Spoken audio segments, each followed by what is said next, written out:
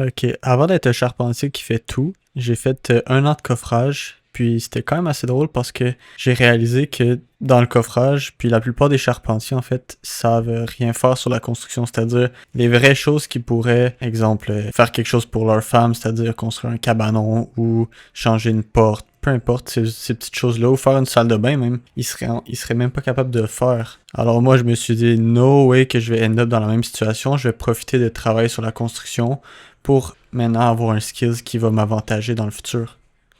Un autre sujet qui est assez drôle, sur ma dernière vidéo, j'ai montré combien que ça allait coûter cette salle de bain-là, plus le couloir et tout. Bref, plein de monde on disait, moi je te fais ça en bas de 3000, 10 000 et whatever les prix que vous avez donnés.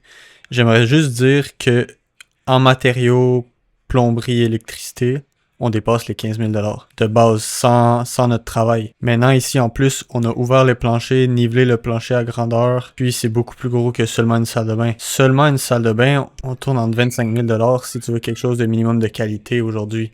Si t'as vraiment une mini salle de bain, puis s'il y a rien à faire de spécial, on pourrait peut-être aller genre minimum 15 000 c'est vraiment le minimum là.